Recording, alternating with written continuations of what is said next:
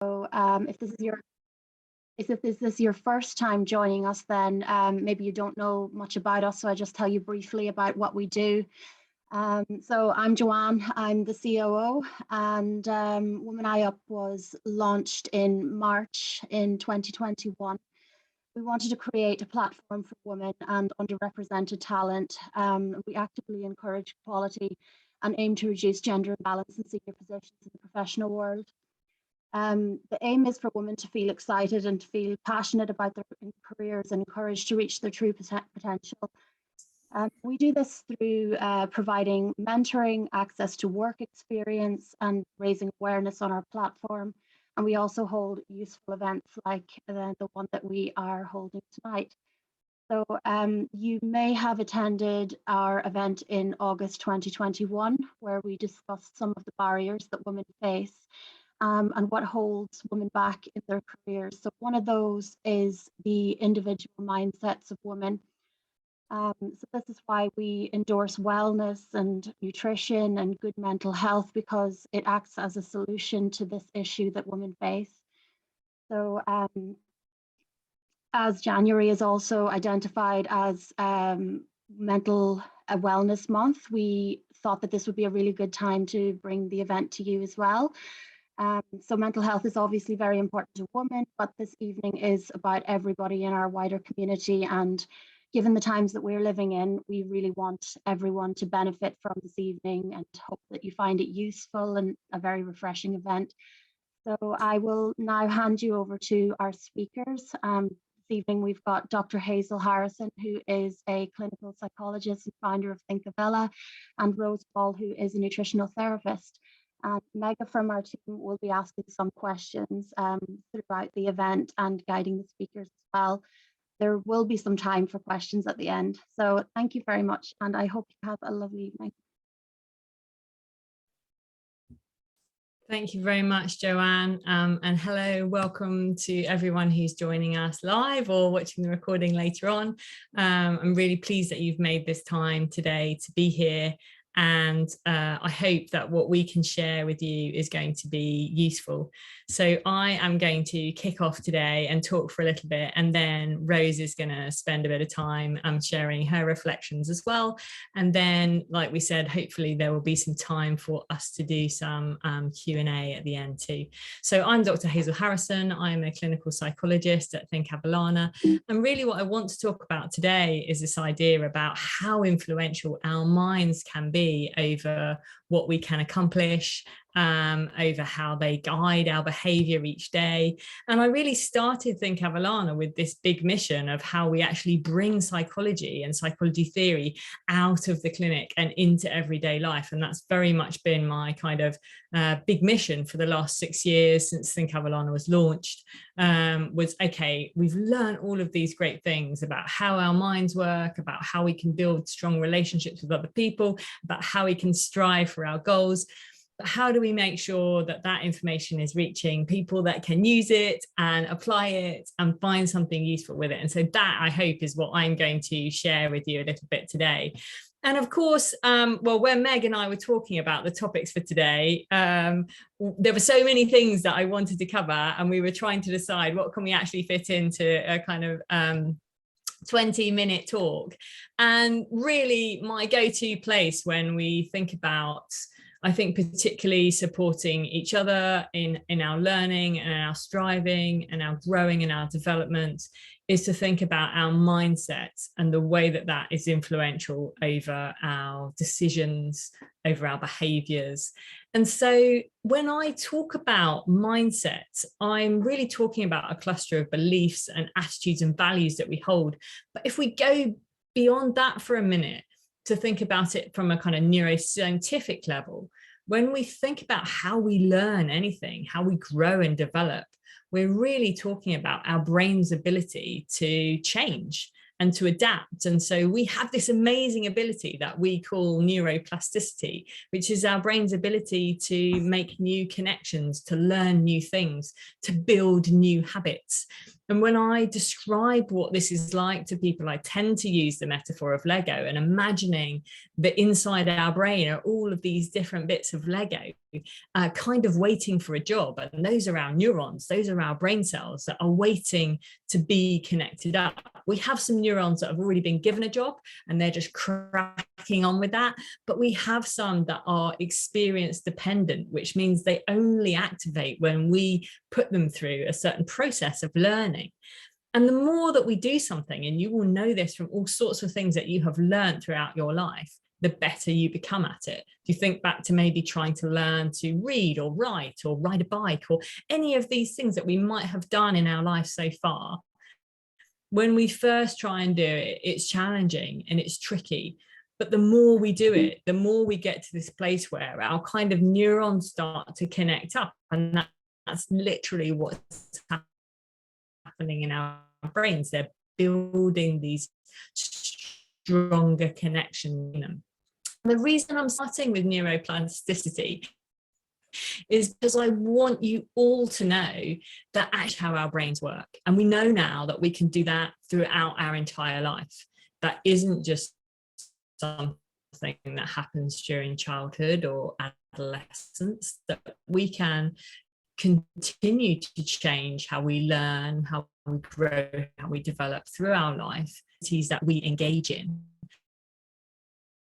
For me is really exciting. It's going to map to what Rose talks about later on in terms of our nutrition and the habits that we might build around our eating, but it also will be important for the decisions that we make and the ways that perhaps we challenge ourselves to keep learning. So a really big and important way that we can take care of our well-being is to make sure that we are still learning, that we are still growing and developing. And so in that way, I think one of the things, particularly perhaps for women, although I don't want to be too gender specific around this, but I think we can perhaps move ourselves sometimes to places where we put a lot of pressure on ourselves to do things perfectly. Perhaps we have these like perfectionistic tendencies that mean that when we encounter challenge and struggle and setback, it can be incredibly unsettling for us. And I think that we sometimes misinterpret those experiences as meaning that we're failing in a way that is not helpful for us.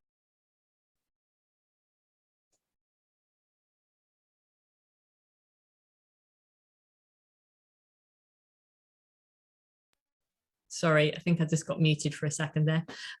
So when we talk about mindset, then we're really talking about this cluster of attitudes, behaviors, thoughts, feelings, our physiology. So I'm sure that Rose will talk a bit more about this later on today, but how what we think changes what happens in our body, and vice versa. What's happening in our body will change how we think. And so our mindset is really important, and we build these mindsets that guide us in all sorts of areas of our life. We have mindsets about our nutrition and about our diet. We have mindsets about stress, about learning, and they become shortcuts for us, really. This cluster of beliefs that we hold help us to decide how we're going to respond in different scenarios, so that we don't have to stop and think everything through all the time. We can kind of go, oh, this is how I believe, this is what I believe about this set of circumstances. This is how I behave in this experience. So we have them about learning, and they become really influential over the decisions that we make. And you may have come across some of Carol Dweck's work before. We're going to talk about a little bit about some of her things. But, you know, she, if you want to test out, by the way, some of your mindsets in relation to your own learning and your development, then you can visit Mindset Works. And there are tests on there that you can do. I think they're for free. Last time I checked, they were for free. That you can do to sort of look at your beliefs around intelligence. But what they generally do when psychologists are thinking about understanding our mindsets in relation to learning, is that they want to understand, how do we see and understand getting better at something? How do we understand our intelligence? Do we think that this is something that's fixed and that we can't change? Do we believe that there are things we can do to change it a bit? And maybe just looking at these statements now, you might start to think about your own mindset in relation to this. Do you think that you can never substantially change how intelligent you are? Or do you think that it's possible to change quite a bit about your intelligence? And from this, we can go to a place where we start to understand this spectrum of our mindset.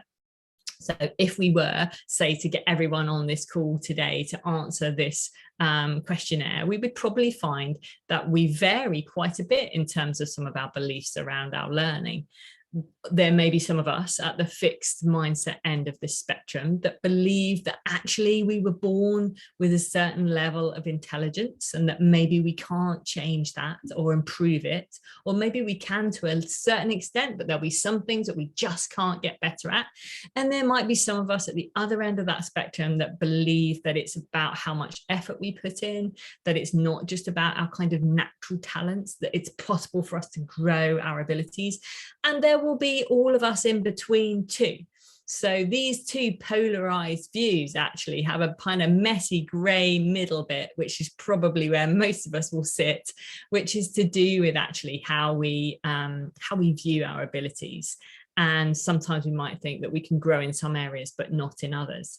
Now, the reason I'm telling you about this in relation to wellness is that we know those people with a growth mindset actually tend to improve, embrace challenge, manage to sustain their effort a little bit longer, are willing to try new strategies, all the sorts of skills that maybe we're going to need, whether we're learning a new wellness habit or whether we're applying for a new job or whether we're just improving in a particular area of our learning. So what we understand from those at that growth mindset end of the spectrum is that they focus much more on improving. It's much more about the process of learning than it is about proving. And I want to talk then about how we're able to achieve more when we shift ourselves to this growth mindset, and actually also how we can put more energy into our learning.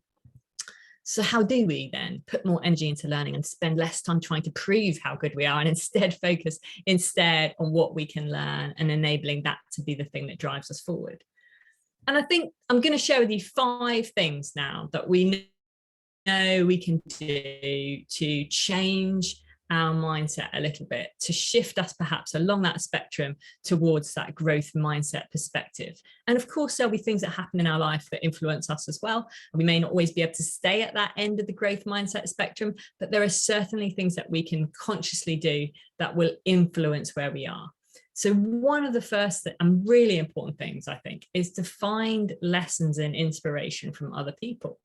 Oftentimes we can get caught in this kind of downward spiral of doom where we see someone else doing something that we think is really impressive. And instead of wanting to celebrate that, we kind of compare ourselves to that person and then end up beating ourselves up about the fact that we'll never be as good as them, and I think this downward spiral can be really damaging to us. So instead, I think one of the first mindset shifts we can take is to genuinely and authentically feel impressed by those that are doing inspirational things and allow their sense of purpose, allow their sense of inspiration to guide us, to inspire us, to push us to want to achieve more, rather than falling into that trap of beating ourselves up about it.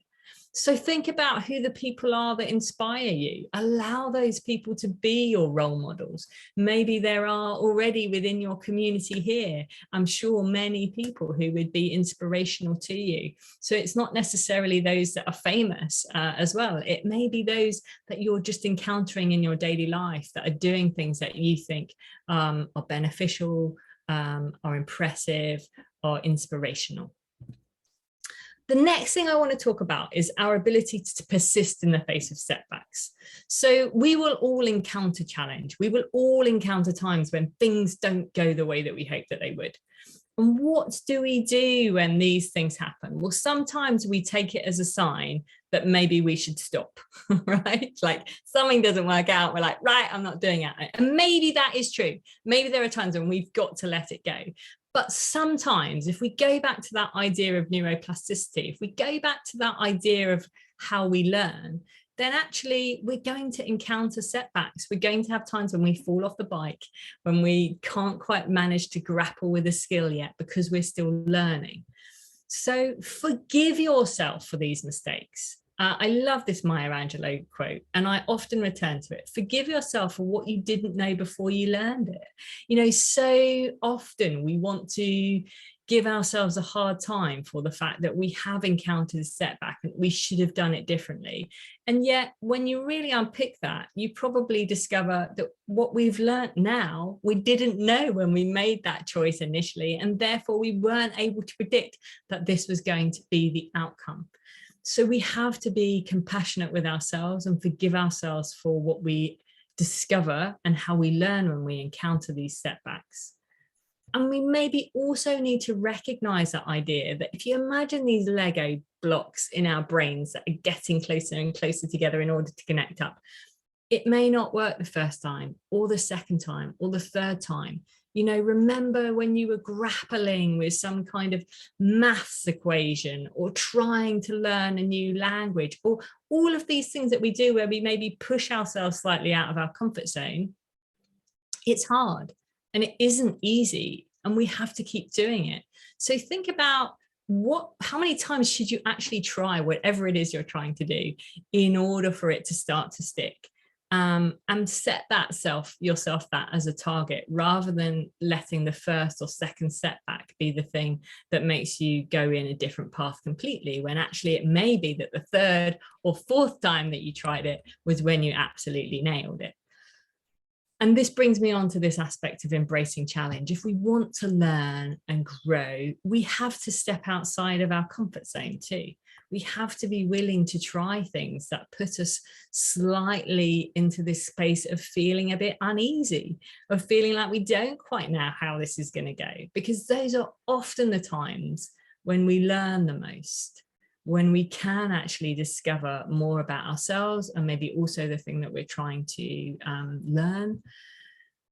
So what happens when you say yes to things that you might be prone to saying no to? And there are probably plenty of things that we maybe can try saying yes to, putting ourselves in the ring, allowing ourselves to be willing to try something new. And of course, you all have a different zone in terms of what's comfortable for you. And I'm not suggesting that you put yourself so far out of that you induce a really unpleasant state of stress. But I am suggesting that sometimes when we need to try new things, we will feel some element of discomfort. And that isn't a sign that we shouldn't be doing it. That's a sign that probably what we're doing is challenging. So the fourth lesson is about how we learn from feedback. And I think for me in my own life, particularly in building a business and in developing my own skills as a psychologist, this has been one of the most influential things, but also one of the hardest to grasp.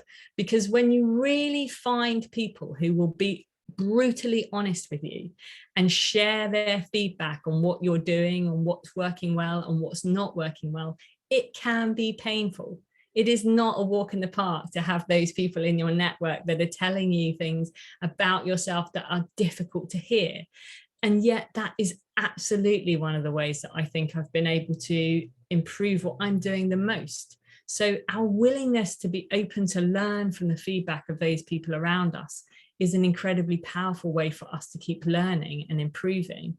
And think about who the people are in your network that will give you this gift of honest feedback, not the people that just tell you that what you're doing is great and there's nothing that you can do to improve. Of course, we all want those friends. Those friends are great to have around, but we also want the people that say, that was good, but I think if you did this or this, it would improve it even more.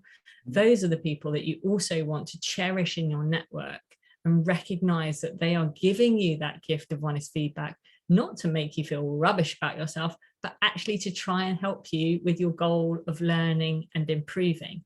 And I think shifting our perspective around feedback is a really difficult one to do. So I'm going to totally, tell you now, this is not easy. It is hard to move to that place where you're inviting people to tell you what could be better.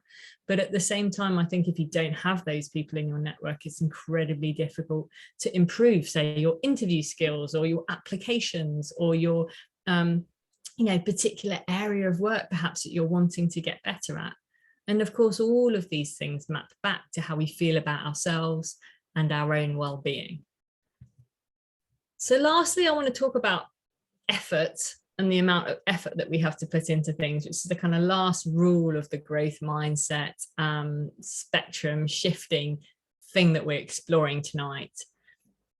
Often I think we can fall into a trap of believing that if something is effortful, that perhaps that's a sign that we shouldn't be doing it.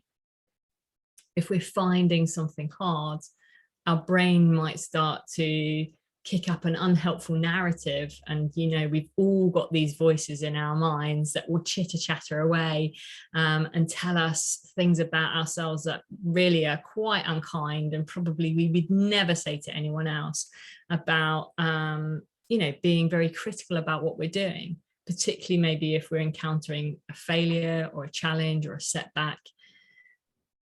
And if you have that voice in your mind that's saying, well, if you've got to work that hard at it, then you're probably just not very good at this, then I think there's a challenge there for us to shift our mindset around too, to start to recognize that it's not that we're never going to be good at this, it's that there is a process of learning, that we are not there yet.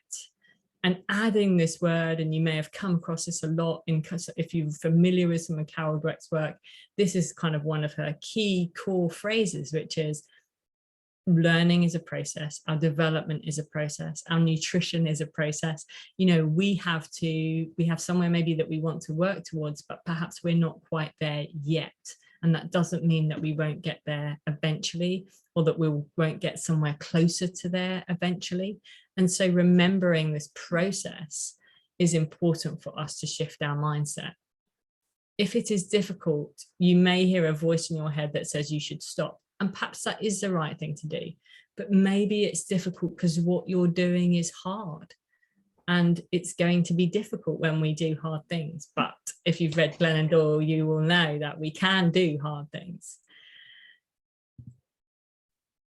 I'm going to stop there. This is a little summary of the things that we've discussed tonight. There is also a little prompt sheet that can be shared, and I think may end up going on the social media page for you to download if you want to, that will just nudge you about some of the things that I've covered today, to just get you thinking about your own mindset and how that might be supporting you in moving forward rather than holding you back. Because as Joanne said at the start, we really want to build these healthy mindsets that enable us to continue achieving rather than feeling that we're being held back. You are very welcome to connect with me. This is my favorite quote from Edith Edgar. I often talk about it. So the times are changing. We're living through a pandemic, of course, that we never anticipated. But we are in the process of becoming. We were always in the process of becoming. And so I think it's useful that we remember that we are not where we want to be maybe yet, and we will always be in this process of evolving. You're welcome to connect with me if you would like to. These are my social media contact details and also my email address on there. But I'm now going to hand over to Rose, who is going to share with us some of her insights around nutrition and how that can support our wellness, which I can't wait for. Thank you, Hazel. So I'm just going to share my screen. If I can, share screen.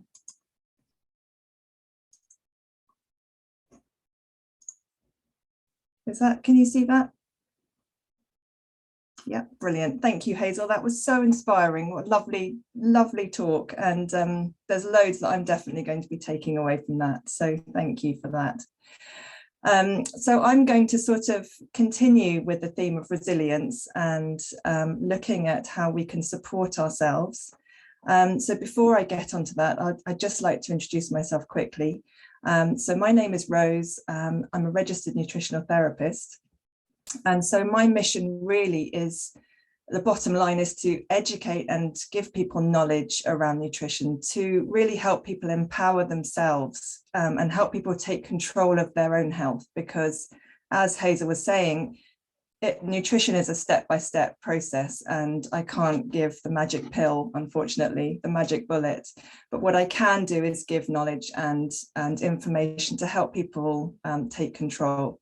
And so I work mostly on a one-to-one basis, making very bespoke nutrition and lifestyle interventions for people. But I also really love talking in a group setting like this one, and really getting across lots of information that can be really helpful. I have a particular interest in hormone balance. I work a lot with women, particularly women who are under significant stress or who work in demanding roles. So I feel that a lot of my experience is really relevant for the audience here. I find that a lot of it I've built on my own experience of building my own business, and finding that incredibly stressful as well. So I kind of feel that I have some first-hand knowledge of this. Let me go on to talk about what I'm going to discuss this evening. So optimizing our health and managing stress from a nutrition perspective is really what I want to talk about. And as we all know, that stress is really unavoidable at the moment. You can't cut stress off, you can't avoid it. You only have to turn your phone on and you get news bulletins and emails filling in your inbox. And a lot of it can be really overwhelming. And what I want to sort of think about is how this stress that we're all experiencing might be impacting more than just our mind, more than just how we're feeling emotionally, but how it can really affect our health and our performance and stand in the way of us achieving our goals. How it can impact our energy, for example. And so what we can do, while we can't avoid stress altogether, what we can do is manage our response to stress, and negate some of the physiological effects of stress on the body, so that we can work in a more effective way, so that we can have that resilience that Hazel was talking about, to deal with setbacks, to deal with the stress that life throws at us on a daily basis, and to really support ourselves physically and mentally. So I'm sure we're all only too aware of the signs of stress and how it can manifest. These are a few of the ways that it can. We can become irritable, irrational. You might find your heart starts racing. You might find you get sweaty palms when you're stressed. You may find you get changes in your digestion or in your bowel movements. You may struggle with sleep and have difficulty concentrating. And so these are just some of the ways in which stress can really manifest. And it's these areas that we can really tackle with good nutrition. So I don't want to demonize stress too much, because a little bit of stress can be really useful. It can help motivate us. It can drive us to get on with things. It can help us to become really motivated. And in fact, hormesis is an adaptive response that the body has. Hormesis is Greek for taking action. And what it is it's an adaptive response by the body to deal positively with mild levels of stress. So it can promote really beneficial effects in the body. It can be anti-inflammatory, it can help our longevity. So a little bit of stress, a little bit of that pressure in the right way is really helpful. But what I want to tackle really, and what I want to address, is the chronic long-term stress and badly managed stress that we can fall into the habit of suffering with. And I do think sometimes our society is set up to not help us manage stress in a way that's useful. It can encourage us to work longer hours than we should or need to. It can prevent us from sleeping well. You know, none of the way we live really is set up to help us deal with stress. And long term, that can lead to, you know, damage to our cognitive function, to our learning and memory, to concentration and our energy. And what I think is interesting, just picking up what Hazel was saying with the neuroplasticity, is that the physiological reaction to stress doesn't really differentiate between perceived stress and real stress. So actually we're getting the physiological reaction, whether it's a perceived stress, so thinking you might get stuck in a traffic jam later, or the actual action of being stuck in a traffic jam. In which case, if you take that into account, we're pretty well under stress nearly all the time, because either we're thinking about being stressed or we are. So it's something to just really consider. What happens when we are in that stress response? So let's have a quick look at what happens in the body. So really, the body goes into survival mode. It goes into protection, really. It produces our stress hormones, which are adrenaline and cortisol. And the first thing they do is to release a ton of sugar into the blood. And that's to allow us to have energy to fight or run away from the proverbial tiger. Of course, these days, it's an email in an inbox or a stressful meeting that we might have. It's not the tiger anymore. But in the same way, non-essential functions are shut down in the body. So the body doesn't want to digest food if it's about to become lunch for a tiger. It doesn't want to absorb nutrients. It doesn't want to absorb vitamin D from the sun if it's under threat.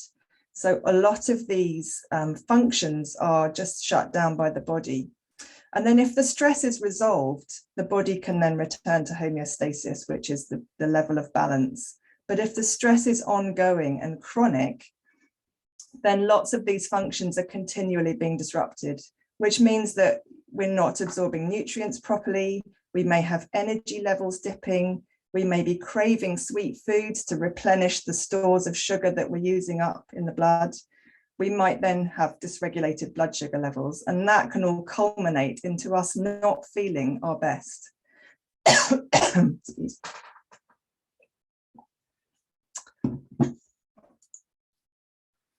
So our first response to the release of sugar into the blood by our stress hormones is for us to make insulin. So insulin is a hormone which we need. It's really important.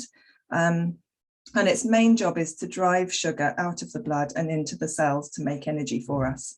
So you can think of it a bit like a taxi driving around in the blood, picking up sugar and delivering it to where it needs to go. If we have continual stress, we are therefore going to have an overproduction of insulin to deal with all the sugar that's being released into the blood. And this can then over time promote inflammation or blood sugar imbalances. And what we can do is to help control that with our food choices. We can help to reduce that insulin load. We can help to monitor and control that overproduction that can happen. And this is where the nutrition comes into it, really. So you may well have seen an image like this, which is called the blood sugar roller coaster. So if we have a look at the red line, the red spike here, if you have a very stressful morning, excuse me, and you don't have time for breakfast, so you run out of the door because you're late for a meeting. Perhaps you've got a lot on your plate. Perhaps you've got a lot you want to deal with before a meeting. You may not have time for breakfast. You may grab a cup of coffee and perhaps a pastry at the cafe down the road. The combination of the stress releasing sugar into the blood, the caffeine, which also stimulates our stress hormones, and the sugary, sort of easy to break down carbohydrates or sugary food will cause this blood sugar to spike right up. And that will release a lot of insulin to push the sugar out. And that's when you get your huge crash, blood sugar crash. Now, unfortunately, when we get these crashes, that's when we want to have more sugar. That's when we want to reach for another cup of coffee. That's when we get hungry, we get low concentration, we lose our energy, and it becomes a bit of a vicious cycle. We then increase our sugar or our coffee, and we end up with the roller coaster going up and down all day. When what we really want is to try and keep it as stable as possible, like this blue line. so that we don't experience those cravings and those energy crashes, and it can help us to build that resilience over the day. So it's just interesting to note about caffeine.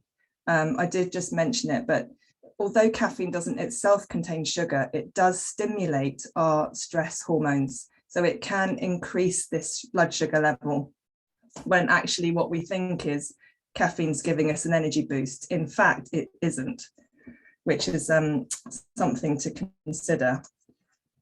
So what can we do about it? What are the positive things that we can actually bring into our day to help us to deal with this and to promote our resilience? So the first thing I would say is to add in to our diet plenty of protein and fiber to every meal, because these nutrients, protein and fiber, help to buffer any sugars that we are ingesting, to help to buffer the sugars being released by our stress hormones. So protein foods are things, as we know, that are like fish, meat, dairy, eggs, yogurt, nuts and seeds. These are our proteins, and we need to have those at every meal in one form or another. Fiber also helps to buffer our sugars, and it is really high in vegetables, in fruits, and in our whole grains. So things like whole grain rice, whole wheat bread, and in our beans and legumes. So including those foods in every meal can really help, even if you don't reduce all of your sugars, even if you still eat some of those sugary foods, they're going to help reduce the level at which the sugar is released. So even adding in, if you're not ready to take out, add in. It makes it feel a lot better. So if we have a look at a meal and how that might look in terms of an actual a meal that you're going to eat, consider your breakfast. Perhaps something like a chia pudding. So chia seeds are lovely little seeds that you can soak in milk, and they are full of fiber and protein. Perhaps having some natural yogurt with berries and nuts and seeds. That's a very quick and easy grabbing kind of breakfast that you could have, but that's full of protein and fiber. Eggs and vegetables would be brilliant. Something like rye toast with goat's cheese and salad. All you need to do is think to yourself, have I got some protein? Have I got some fiber? So hydration, I keep drinking while I'm doing this because I knew this slide was coming up. So hydration is really key for blood sugar balance. I mean, it makes sense when you think about it. Drinking plenty of fluids can help to dilute the sugar that's concentrated in the blood. And this therefore can have an impact on our energy. Even mild dehydration can lead to significant impairment in cognitive function. And these are clinical trials that they've done. And so even increasing our water levels can really boost our energy and our resilience and our cognitive function, which I think is amazing. That's such a simple thing that we can all do. In fact, being just half a litre dehydrated, which is 1 pint of water, can increase your stress hormones. So that's then going to be impacting your energy levels as well. I do understand how easy it can be to forget to drink enough water. So perhaps something like keeping a bottle of water on your desk, aiming to refill it every time you go to the bathroom, perhaps switching to herbal teas instead of coffee and normal tea. Things like that can really help to just keep your hydration up. And often we have these energy crashes in the afternoon. I don't know if you've experienced them. I certainly have, where you just crash out at 3 or 4 p.m. and feel like you just need to lie on the floor. Actually, if you can just hydrate yourself, a pint of water and a few deep breaths of fresh air out of the window can actually make all the difference and help you to then have a bit more energy to carry on with your day. There are also some specific nutrients that we need for our adrenal health. So our adrenals are the glands that make our stress hormones. And some of these nutrients can be really depleted when we're stressed and when we're busy and when we're overwhelmed. So making sure that we've got plenty of these foods going into our diet can be really effective in helping us to improve our resilience. So vitamin C, this is a nutrient that we can't actually make ourselves. We're the only animal in the animal kingdom that can't do this. So it's really important that we get this through the diet. And it's key for helping reduce our actual levels of stress hormones in the blood. So we all know citrus is really high in vitamin C, but also go for things like peppers, broccoli, blueberries are brilliant, and also kiwi fruit are great. Vitamin D, this one is really, really important. We can't absorb this nutrient from the sunlight anytime between October and April in the UK. So even if we have the opportunity to go and sit outside on our lunch break, we actually can't absorb this vitamin. So really important to supplement it during the winter, and to make sure during the summer that we are able to get outside and absorb this through the skin. And then magnesium, which is my absolute favorite nutrient. So as for women, it plays a huge role in hormone balance, and it actually is depleted by stress. And equally is key in supporting a healthy stress response. So it's a real vicious cycle of depletion and then not having enough, making stress worse. So the good news is that magnesium is very, very high in dark chocolate. So this is a great excuse for everybody to increase this in their diet. Dark green leafy vegetables are also brilliant. And I think a really good way to increase your magnesium is to have a bath with Epsom salts in it, because the magnesium in the salts can be absorbed through the skin, and also just is a brilliant way to help relax and help you de-stress at the end of the day and improve sleep. And lastly, my favorite, one of my favorite ways to help support the vagal nerve, which can support our rest and digest, our calm state of nervous system. The vagus nerve runs a bit like a direct phone line between the central nervous system in the brain and the enteric nervous system in the gut. And stimulating this nerve, as I say, can help support our rest and digest and help to reduce our stress levels. So to do this, the best way is to sing really loudly, because the vibrations in the voice box can really help to tone and stimulate the nerve. So anytime that you can do some loud singing without scaring anyone, gargling if you're not keen on singing, or humming also has the same effect. So just some little tips that you can bring into your life without it being scary. And I always really think add in before you start removing, because it will make it a lot easier to crowd out the less useful things. It will help you feel that it's nicer than more deprivation, I suppose. So those are some tips that I've come up with. I hope it's been really useful. And it's been really pleasurable to speak to you all, and I hope it's been useful.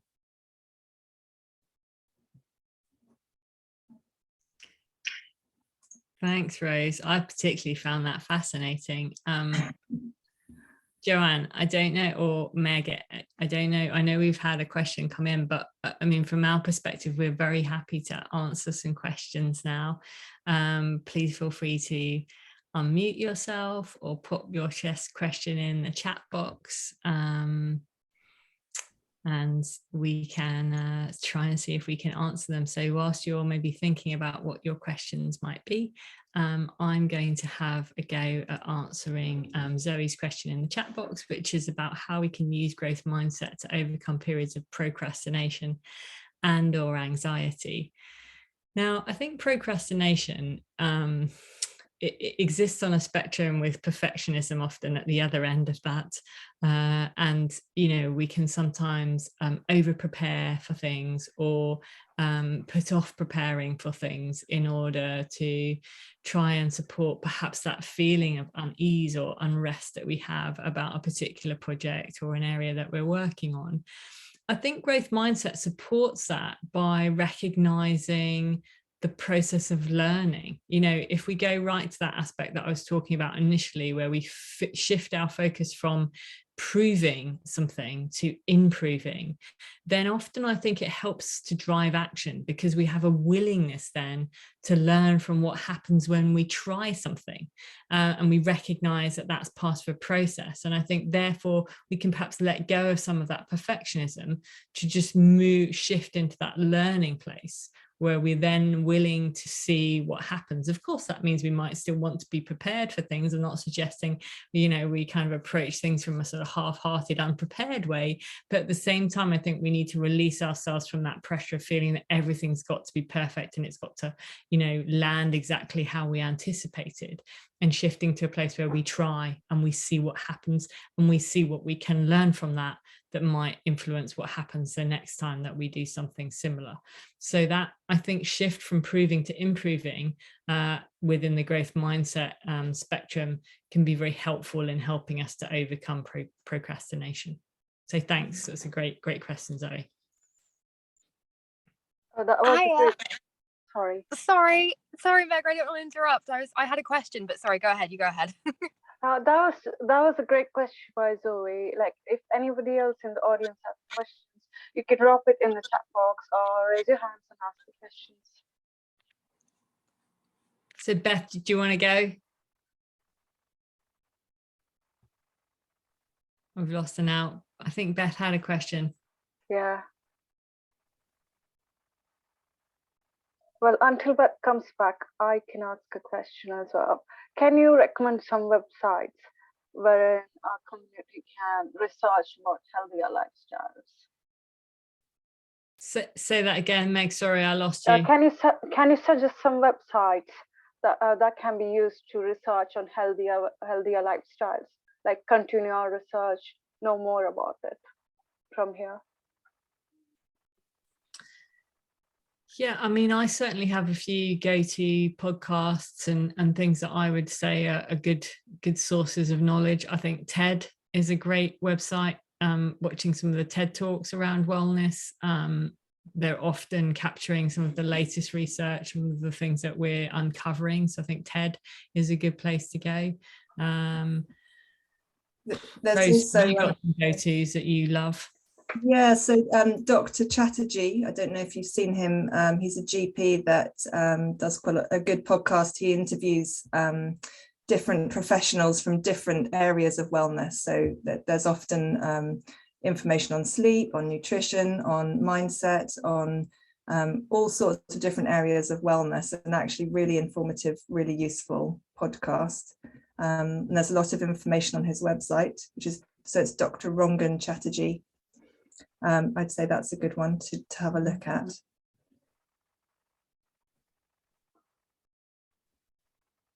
Thank you.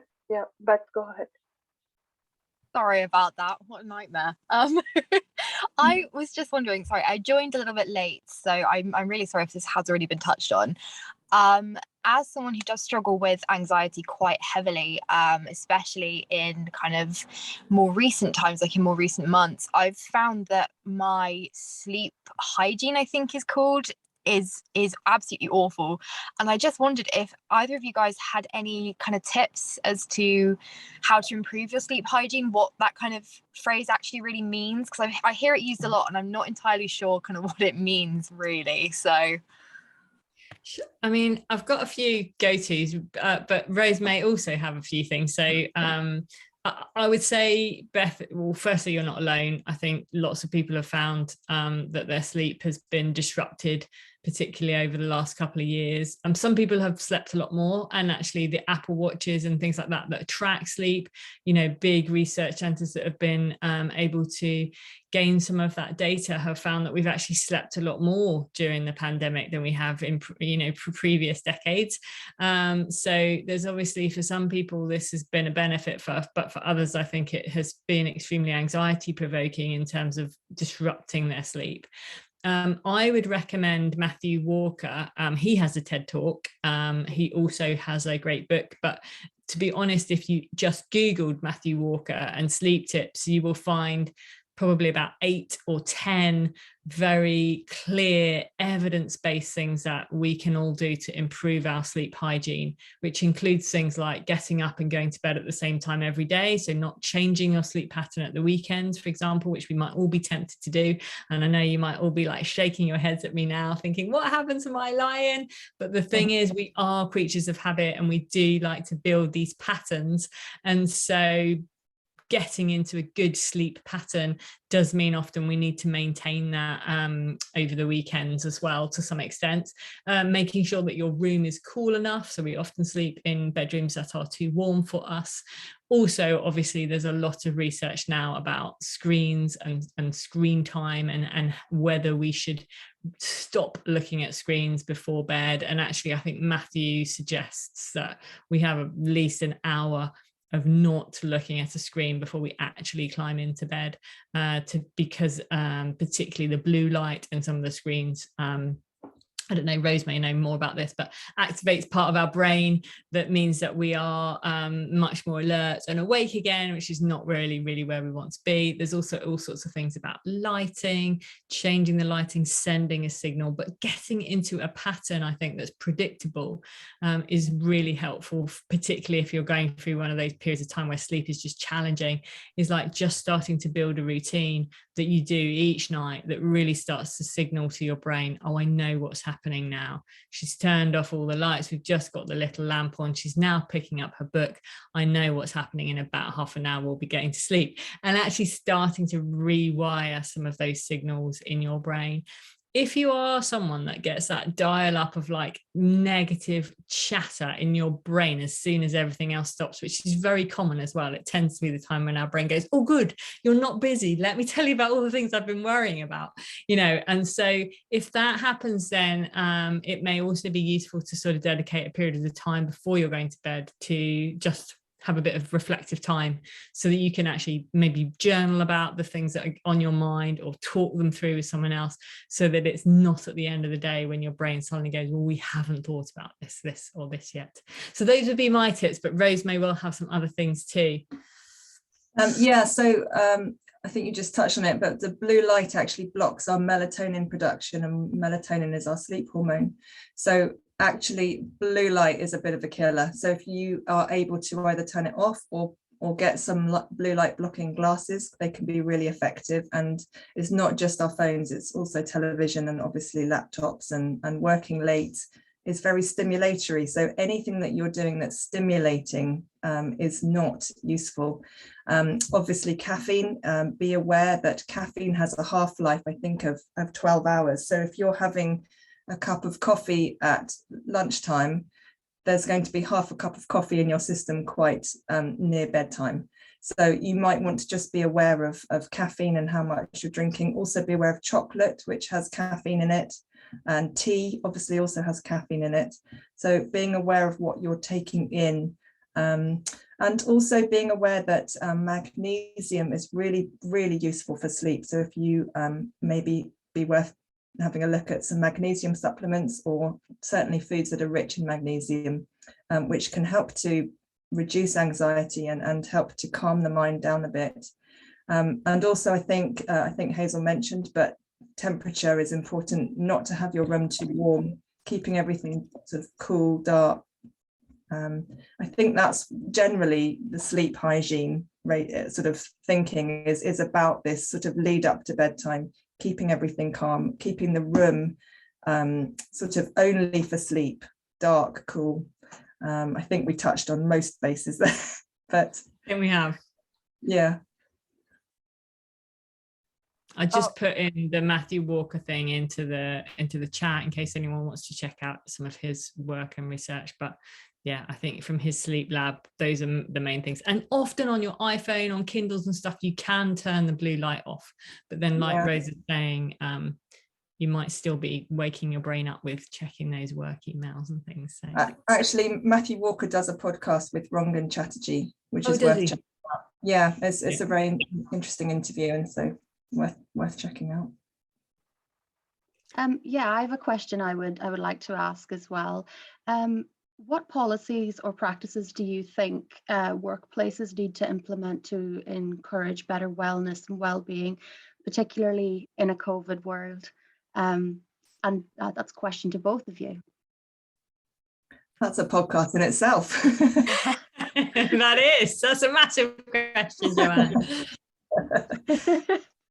I think personally, from a nutrition perspective, I think really supporting employees, supporting people in the workplace with proper nutritional food sources that are easy to get and aren't sort of snack machines and quick cups of coffee that are easy to grab, really helping people to make good choices, I think, to support people in something that is actually quite difficult when you're busy doing other things. You don't really want to be thinking about putting a salad together. You want to be able to access good food, you know, without too much hassle. So I think making healthy options, you know, really at the forefront, and also giving people space and opportunity to learn more about nutrition and how to support themselves. Things like this, you know, this meeting is really, really important. It's so useful for people to have access to this information. So I think what you're doing is great. But yeah, I think just getting the information out there and giving people access to really useful, healthy, nutritious food, I mean, is a game changer. And also, I think educating from a younger age so that by the time we get into the workplace, we know what we're doing and we know how to support ourselves. But don't get me started on that. Yeah, it's definitely something that maybe we can talk about doing a podcast in future on it. Yeah, that's brilliant. Are there any more questions? I'd like to ask one more question, and if there's any more question, please drop it in the chat box or raise your hands, join us. Hypothetically saying, if someone stops using the wellness tools that you just, wellness tools and instructions that you gave, like steps, if we stop using it and if we feel really low, like it does happen sometimes when we feel rejected all the time, what can we do to come back to the routine, like to start improving again? I think what you're describing there, Meg, of course, is part of being human. We won't necessarily crack this all the time. And as Rose has talked about today, and I've talked about too, you know, our wellness is going to be something that we invest in throughout our lives. And there'll be times when it's better than others.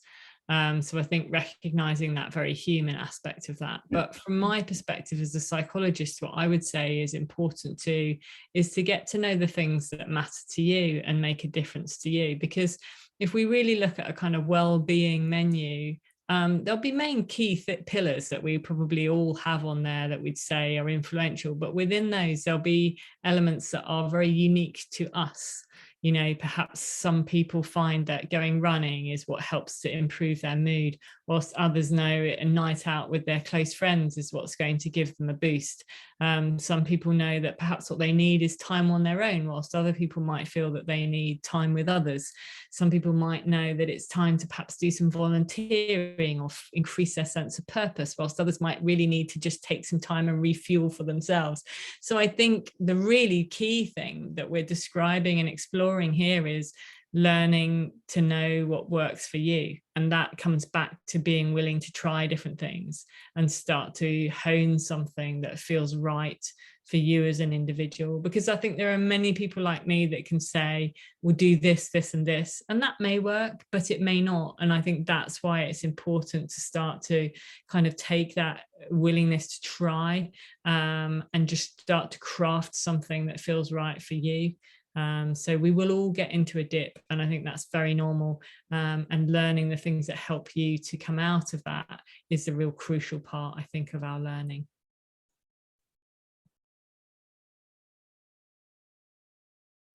We are at 6 o'clock. Joanne, I know you wanted to say a few things to wrap up. I can also see there's more hands raised. I feel completely torn. I don't know whether we should say, if you need to go, please go. But I will leave it to you guys now to decide which pathway we go forward with? Yeah, please. Let's Like one person. can we One please person have has a the question. person with your hand up? Can we have the question from you, please? Hi, is that me? Yes, that's Santosh. Thank you. Yeah. Hi, my question is probably slightly complicated, but I'll try to be quick. So I suffer with chronic pain. I changed career a couple of years ago. So constantly I'm kind of mentally fighting off this chronic pain. So from a nutritional and kind of mental health perspective, are there any tips maybe you could give me? And that question is to both Hazel and Rose, please. Santosh, have you come across some of the work around acceptance and commitment therapy? So I've kind of had therapy. I've seen a psychotherapist many years ago. So I've kind of gone down that route, gone down different kind of therapies in terms of counseling and kind of self-help.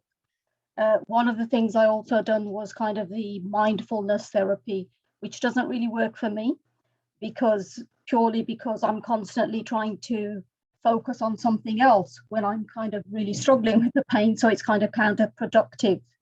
I've done a pain management program as well with different people kind of inputting on that. Tried the whole painkiller route and then come right off them. Physiotherapy, all sorts of things, acupuncture. And as I said, change careers, going down the law route now. And it's kind of, I've always got to be concentrating. Obviously, you know, you've kind of got to be on the ball, doing that part-time. But I'm finding, although I'm enjoying that, it's kind of slightly scary as well. Because, you know, I've changed careers and I know I don't think I'm ever going to be working full-time. But at the same time, I'm going into court as a county court advocate, so I'm kind of practicing to a certain degree. Not fully at the moment because of the pandemic, but I'm kind of conscious of the fact that when eventually, and you know, my mindset is I will get a training contract, but so I have been paying attention to what you've been saying, but at the same time, I've kind of got to manage this thing because obviously, as I'm sure you know, you go through episodes. So, you know, I'm not the incredibly difficult, and listening to the things that you've already tried, it's making me feel like, wow, you've done so much work on this already, and I'm sorry to hear that it's still lingering, which is the worst part about chronic pain, isn't it, that it's relentless in its approach. And I'm so pleased that you've been able to make some different decisions and keep moving forward with your career. But I think all of the things that you've talked about would be, from my perspective, all of the things that I would be saying, you know, the nice guidelines, recommend. But I know Rose was going to say something, and I think I maybe pipped her to it. So I'm going to defer to her and see if she has any gems for us as well. Okay. Well, I mean, I think, yeah, like Hazel said, I think, gosh, well done for really persevering with, you know, your life and your career. And I think it's very difficult living with chronic pain. I think from a nutrition perspective, it's quite difficult to comment, because I can't obviously tell what the underlying drivers are for the pain, what the causes are, what's driving it. So from that perspective, it's difficult to sort of tell you anything else. But I do think that nutrition can potentially help some people in this situation. It's a case of trying to work out what the drivers are, what's underlying it, what the root causes are, and then trying to address those. So it's really a bit more of a bigger question than I can sort of answer here. Well, the diagnosis, I don't mind saying, I was given years ago it's fibromyalgia, but as you know, that's complex. So I don't know if that helps. Yeah, it is complex. And I do know that there are nutritional therapists who specialize in fibromyalgia. So whether it's worth, if you have a look on the BANT website, this is the body that regulates nutritional therapists, you'll find a reputable nutritional therapist that may specialize in fibromyalgia, and that may be a good person to get in contact with to find out a bit more about what they might be able to offer in terms of pain relief. Okay, brilliant. Thank you very much. Thanks. Thank you. Thank you everyone for your questions. I'm personally really happy that so many people have benefited from this evening. It's been really nice. So thank you very much to both our speakers. On reflection, what am I taking away from this? Deep breaths, water and singing are definitely one of the three of the things that I'm going to be taking away.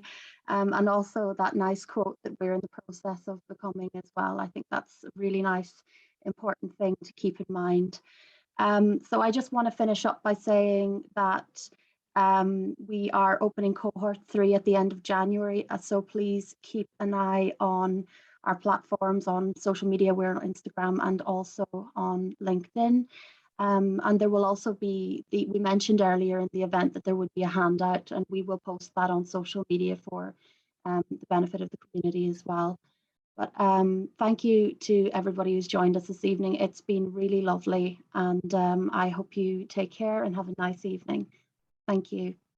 Thanks very much.